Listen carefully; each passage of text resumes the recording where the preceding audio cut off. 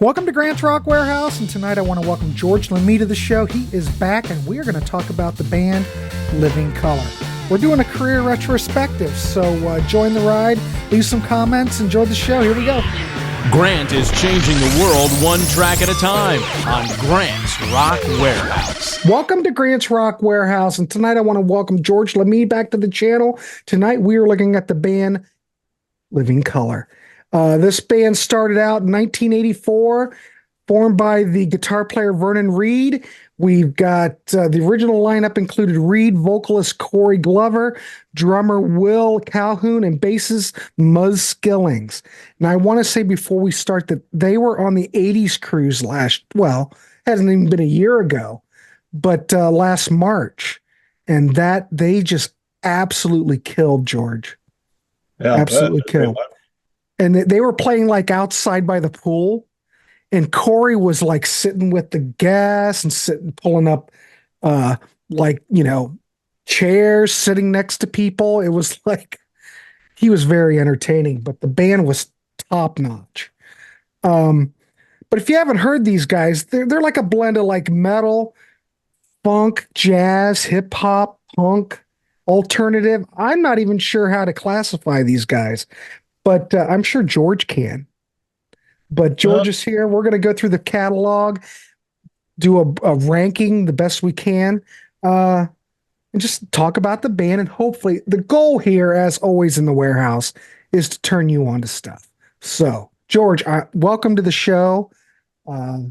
Nice to see you. What's your whole thoughts on Living Colour, and how did you get turned on to the band originally?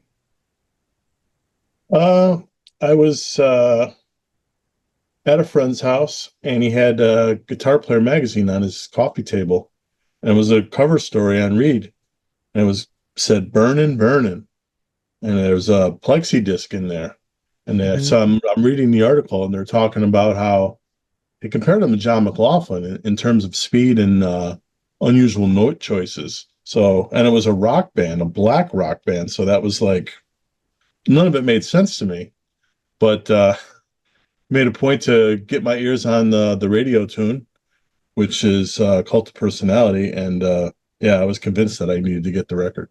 Yeah, that's one of those tracks that got a lot of FM rock play back in the day. I'm trying to think if I've even heard it lately, though. I'm sure they still play it like on Sirius XM, but back in the day when that came out, it was a big track, you know? Yeah, I think it's like a big sports arena track now. Could be very, totally could be possible. But anyway, the debut Vivid came out in 1988. This no doubt was a critical and commercial success.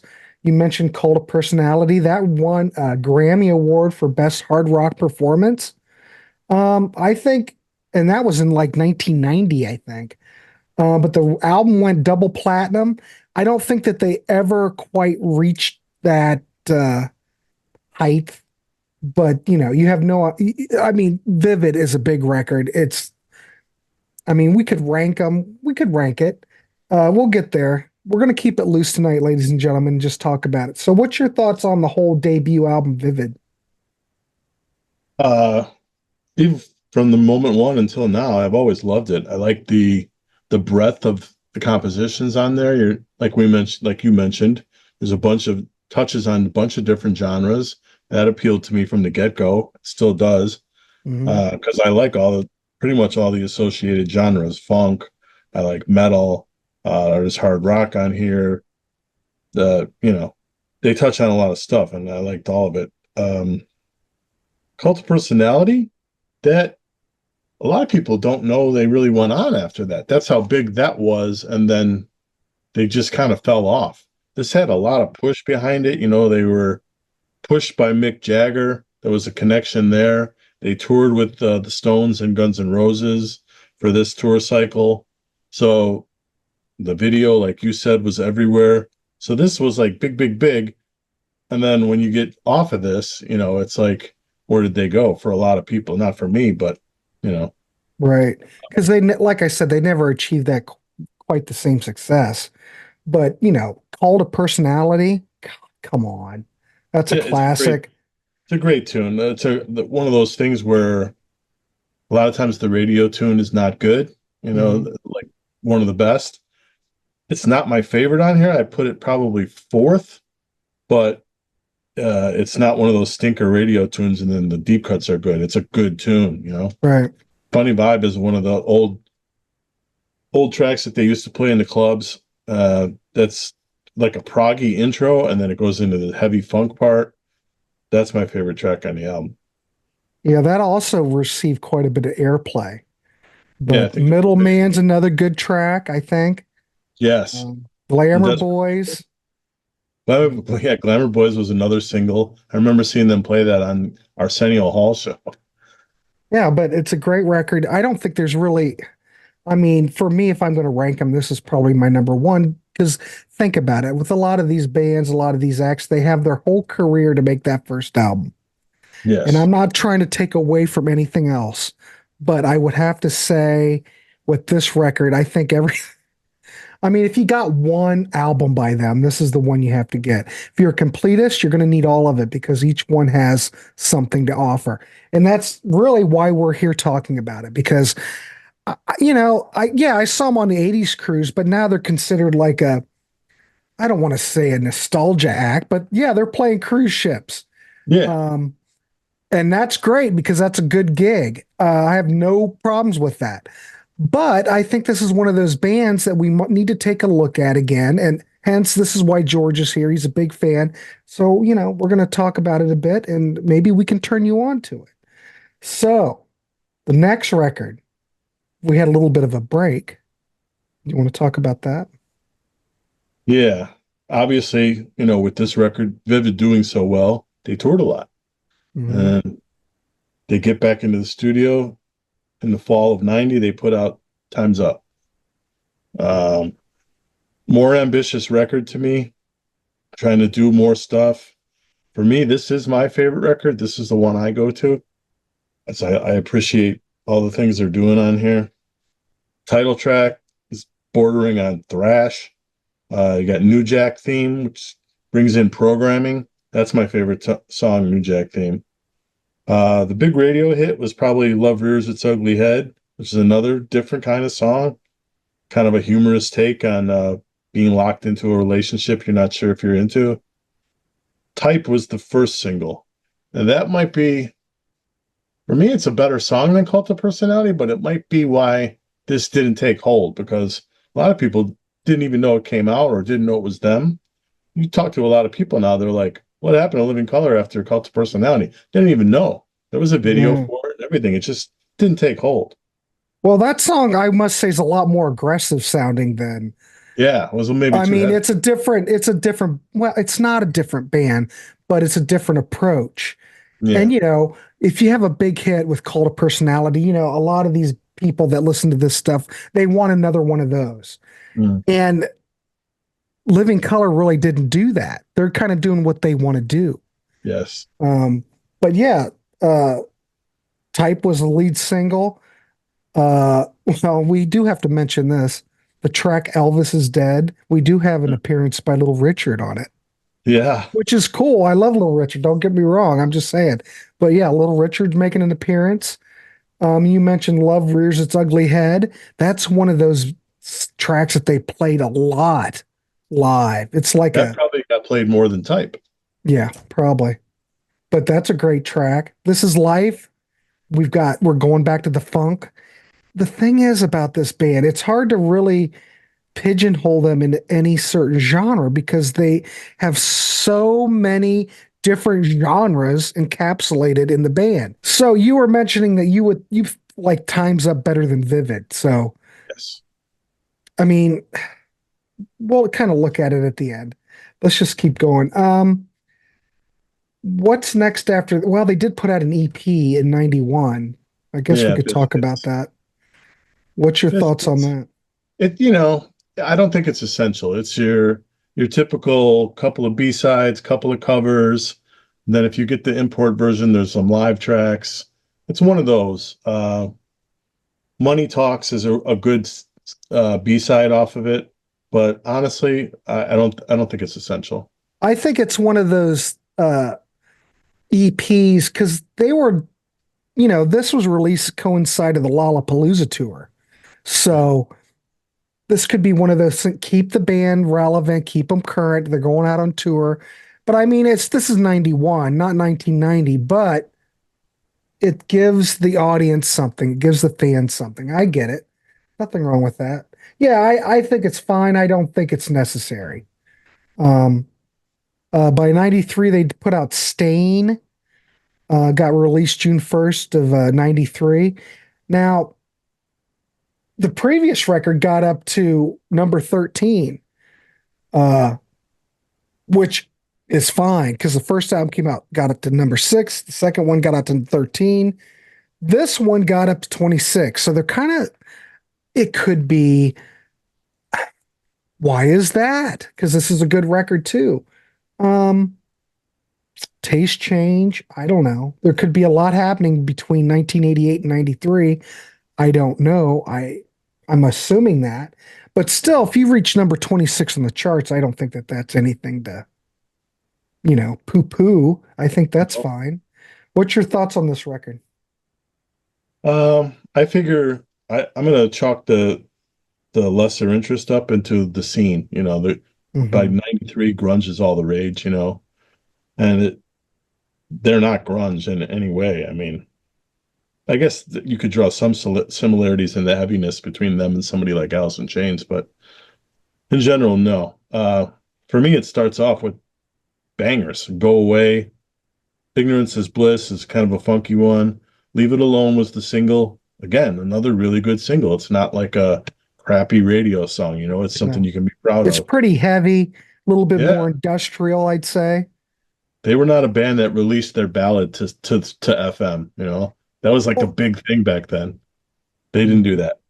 Although the ballad on this album, Nothingness, that's one of my favorite ballads, man. It's a Will Calhoun composition.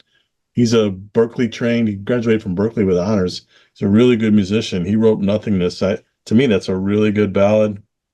Auslander is a great heavy tune. I mean, Wall is a great closer. I like this album pretty much in that the first three here, I like it kind of, close, and most people mhm. do not. What Well, about we you? all hear this stuff differently, but Yeah. I don't have a problem with this record. Oh, I mean, come on, these guys, these guys are great players. They can know how to write tracks. They know how to write songs.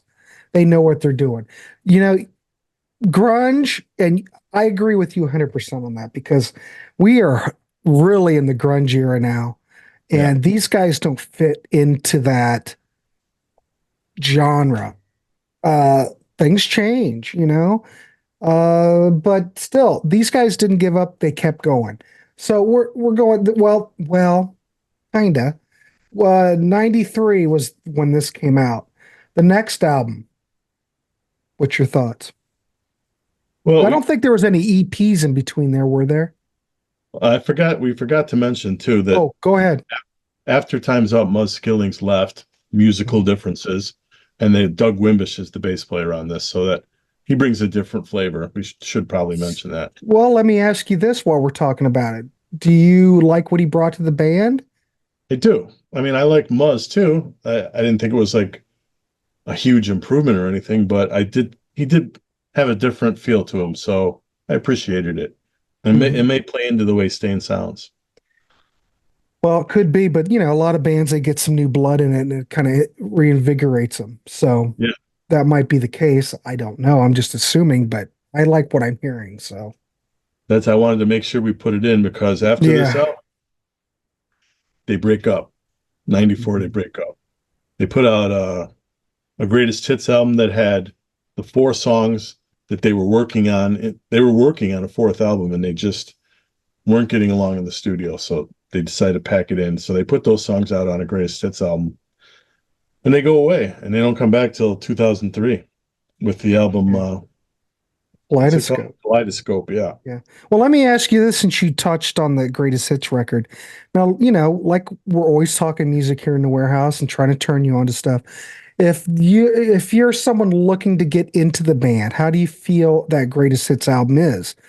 Is it a good representation up to that point? I mean, would you recommend that, George? I don't remember being impressed with that track listing, but Okay.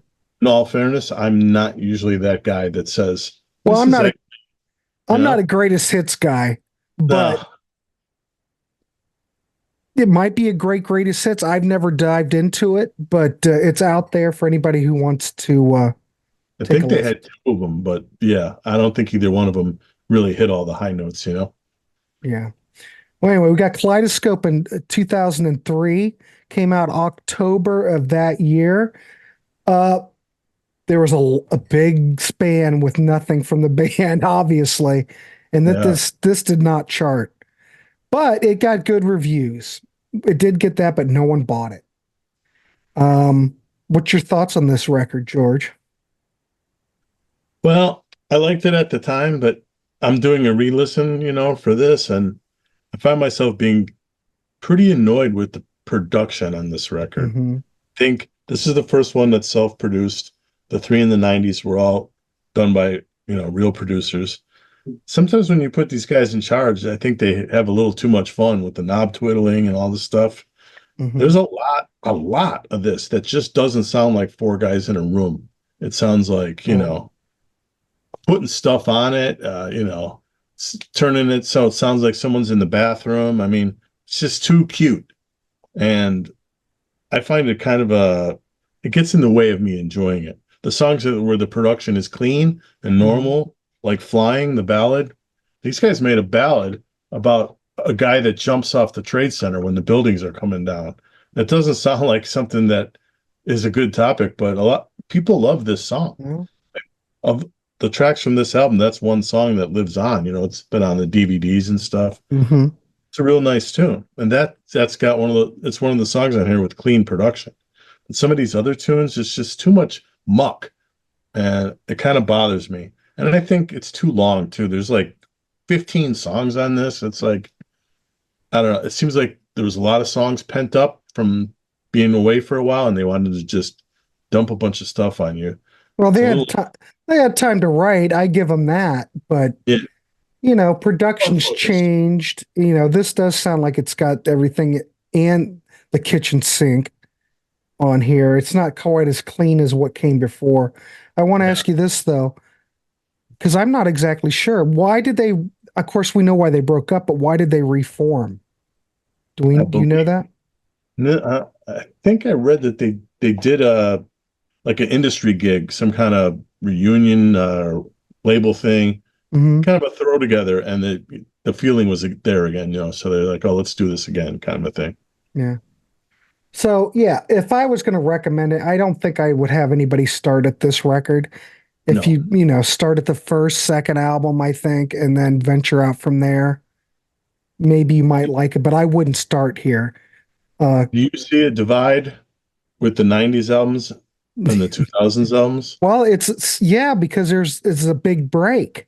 A Yeah, lot can go on, you know, and these guys weren't on the scene for that amount of time, and it's not like they carried. It's not to me when I listen to it. It's not like they're picking off where they left off. It's almost a different animal, so to speak, but I don't think that the production helps it. I think it's a little bit overproduced. And to me, like you mentioned, I don't think it does sound like a group effort. Now, you would think after all that time, George, they would come together in unison, but it doesn't sound like a group effort to me. yeah. That's how I hear it. And can we talk about the covers that this band does? To me, Yeah, this sure. Yeah. notably good with covers generally. This one of the ones on here is not not my favorite. The Back in Black cover. Uh, I like that song, the original, but I, I don't think they have a feel for it. Mm. It's not working for me. The other cover on here does work for me, which is the Beatles' "Tomorrow Never Knows." I think they do a good job with that. But Yeah, not many people can. I think they do a decent job on that. And I don't like Beatles covers, George. I can't yeah, I stand tend them. to. I mean, don't mess with the Beatles. Everything's perfect. Don't unless you can really bring something to it. And I have to agree. I think that they did bring something to it. They made it their own. Yeah. I'll give them a pass. Well, I've got to. I think it's okay. I think it's fine. They have a notable history with covers to me. The one on the first album, the dude Talking Heads Memories Can't Wait, that is Hmm. a huge, huge upgrade in my opinion. I mean, the original is so sparse and droning, and they really dig it, accentuate the changes and stuff, and I think Hmm. that's a really good one. All right, cool. Excellent. Well, by this time we've got a little bit of we're up to 2009, and I don't know why there's such a big break, but there's a break. But we did chart on the Billboard 200 with this record, The Chair in the Doorway from 2009. Yeah, I like that album cover too. It's really stands out, That's different.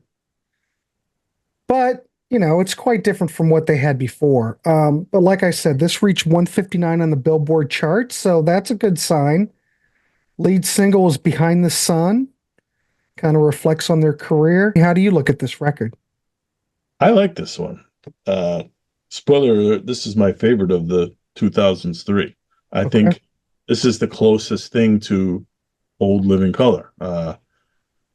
Again, the production is not a strong suit. It's a little murky, but at least they're not being cute. It's just it sounds like a budget issue. Maybe this is a Metal Blade. I don't know how they ended up on Metal Blade of all, not Metal Blade, Because Megaforce. remind me, because I don't have that up in front of me. What was the last major label record? Was that uh God, I Uh, can't remember. Was that Stain? I don't know how long their major label contract was. Do you know that offhand? the '90s ones are all three are on no Epic, and Sony Okay, yeah. and Kaleidoscope. They come back, and that's on. Can't even read it. My eyes are trashed. That's all right. This one's on Megaforce. Okay. It's a small label, so maybe the budget's not there. Well, they Like you said, probably only had a 3 album contract or something. See, I could see, well, that's where they would end because they, fulfilled their contract with Epic. But I was just curious. I didn't have that in front of me, and I didn't even think, idiot me, I didn't even think to look that up. So, yeah, to um, me, it's just a real consistent record. mhm. Um, like you said, Behind the Sun, the single, I think that's a good melodic tune. I was surprised it didn't catch on a little bit more. Um, the Chair, great tune. Method's a good tune. I mean, most of this is good. I would say they started something kind of late on these later albums, leaning into Mhm. their blues roots, and I don't really care for that. So Bless Those would be one song that I probably skip, but the rest of this, I like it. Solid. Even there's a hidden track called Asshole. Even that's good. Real catchy tune. I mean, to me, this album's good. So this is kind of a return to form. And obviously the public liked it because it did get up to 159. I mean, that's not great, but it's better than what happened before. Um, Someone was noticing they were around again, at least. yeah, at least someone noticed they were around. And I don't know how heavily this was promoted by Metal Blade. Until we really did this show, I didn't really even think about this record because I don't even recall seeing it Yeah. back in the day. It just kind of came out. Well, this is one of those cardboard sleeve The type albums, Digipack. Yeah, I It's don't not like yet those. one of the thin digipacks, It's like not exactly a high budget piece. And that's funny. It's, we're talking I guess they had those in 2009. Yeah, you don't think about it, but yeah. And I don't think about it, but that's probably one of the early uh, Yeah, offerings in that type of formatting because everything was 2009 CD. They're all in jewel cases. yeah. So anyway, that's 2009. I think I'm right with you. I think that's a good release. I don't have any issues with it. Shade came out in 2017. So if you've noticed that there's a little bit more gap between releases here. Um, but I think that what's your thoughts on this one before start yakking? You'd have to say that, it's probably due to the new reality of not records not being that important. I mean, Right. they're not making any money doing record sales. So what is the impetus to get back in the studio kind of a thing? But I like Shade. Program, I really like that tune. Pattern in Time. This one's got 3 covers. Robert Johnson cover, a Biggie Smalls cover, and a Marvin Gaye cover.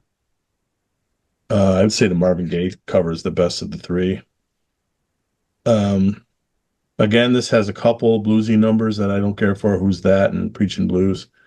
But the rest of it is good, solid stuff. What this doesn't have is like songs that reach out and grab you. It's got kind of like Mhm. put it on and oh yeah, that's nice, but it's not like the old days where you're compelled to listen to a particular few songs. This is now just kind of a pleasant listen kind of band. And Right. I don't think they play much of this stuff live. I think they concentrate on the old stuff. Yeah, I don't think it's quite as well, I don't want to use the term accessible, but I mean, there's some good tracks. I mean, Preaching the Blues, that's very, blues rock oriented. Who Shot Ya? We're blending rock and hip hop. I think it's an okay record, but when I would rank these, this would be at my number 6. I'm gonna It's put it. it's fine. If you're completist, you got to have that. But I don't know. The music industry by 2017 is a way different animal than when they started. And obviously, because that's the last LP they put out, they're pretty much just a touring band now. I was gonna say, look where we are now. It's 7 years And again. You yeah. know? And evidently, well, we know that. George, records don't sell anymore. Yeah. All these bands have to go out and make money touring. Um, there's no record industry, so to speak. So, hey, I'm glad we have the album I'm glad they released Shade. I appreciate it. But I don't think this is quite, uh, I don't think this is like a necessary record. I mean, it's fine. I just don't think it's a necessary record. I think the main reason to have this is to show that you're not just a nostalgia band. You're Right. trying to do something. You're just Right. not touring the catalog over and over and over. Hmm. Yeah. Even if that is mostly what you're doing, at least it looks you're It giving the looks like appearance. you're doing something. I don't think a lot of this is going on a tangent, but I don't think a lot of these people, like anybody who was on the 80s cruise when I was on there and they were playing, they didn't care. They No. just wanted somebody to play and they laid it down hard. That's all I'm going to Yeah. say. And everybody loved it. So they still bring it. And whether or not, we can't do much about records selling and not selling, but it's a decent effort. I'll give Yeah. it that, but I don't think it's necessary. So if Recorded you go 7 ahead. studios. Well, Why? we think about it between 2009 and 2017, of course. Yeah, I think that's what it is. It's not like the old days where you have all your songs, you go in the studio and you bash it out. Now it's, oh, we got a couple songs, let's go do those 2 songs. And then you keep them and then you tour more and then you come back and do, that's why it's up and it sounds piecemeal in a lot of ways. It doesn't sound, it just sounds like a selection of tracks or maybe tracks that were leftovers. I don't have any proof that that was the situation, but I know it's not a cohesive album, so to speak. It's just a collection of tracks. I know the lead song Freedom of Expression has existed for quite a while, as I have that on an old boot. So maybe if someone in the comments knows, I'm not sure, maybe this was just a collection of stuff that they had recorded and they put it all together. I'm not sure. You think there would be a lot more information on Living Color than there is, but I There's don't a know. lot of engineers listed, a lot of producers listed. It just goes track by It track. makes me think that that's compiled from previous sessions, but I don't know. Like again, maybe someone knows. But I don't, like I said, I don't think that this is a necessary No, Living Color record. So if no. you're going to rank them, how would you rank them? Well, let me ask you this. Did they ever put out any live albums?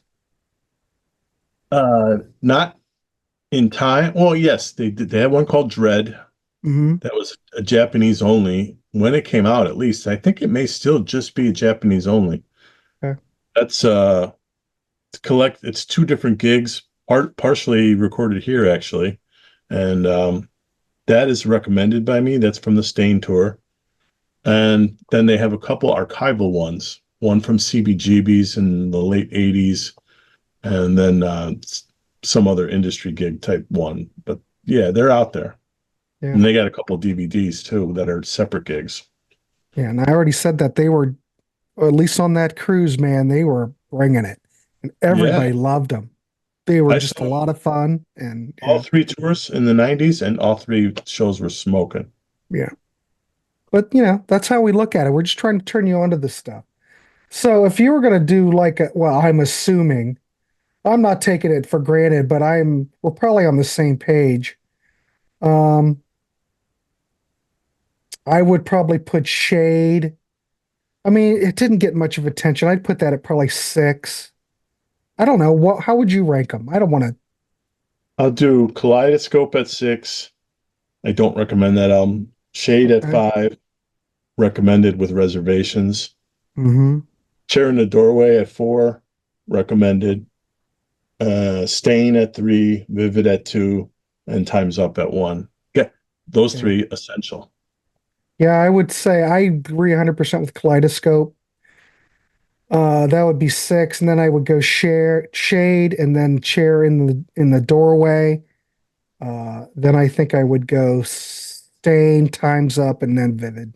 For me, Vivid, it's the gateway drug, ladies and gentlemen. That was the big, it had cultural impact, it had commercial success. It was groundbreaking. When these guys came on the scene, there was nothing else like it. And Time's Up, they're pushing their musical boundaries. I like that. And I think when you listen to Time's Up, I might go on the edge and say maybe this is really the way Living Color sounds. This might be the record. I Yeah, mean, I think this is their true voice. But you cannot deny that Vivid was a big record. So I right. think both of those records, you can't go wrong. Uh, Either one, I'd start out with those. Yeah. All three '90s ones are essential to me. You got to have them. Yeah, yeah, yeah. Very agree, 100%. Well, this is a quick episode, George. Well, it's a small catalog. Um, Less. yeah. Is there anything else you want to touch base before we wrap this one up? Yeah, we were speaking about covers. Mm-hmm. It was a big thing in the '90s to appear on a lot of these soundtrack albums and tribute albums and all that stuff. So if you're someone that likes to chase down tracks like that, they did Crosstown Traffic on a Hendrix tribute album. That's Oh, really I good. think I forgot about that. Yeah, that's a good one. I remember that. God, George, I haven't heard that in years. And they do Sunshine of Your Love on the True Lies soundtrack, and that's a good one. Mhm. So those are two you can chase down. Oh, and on Dread, the live album Dread, there's a Prince cover, 17 Days, Mhm.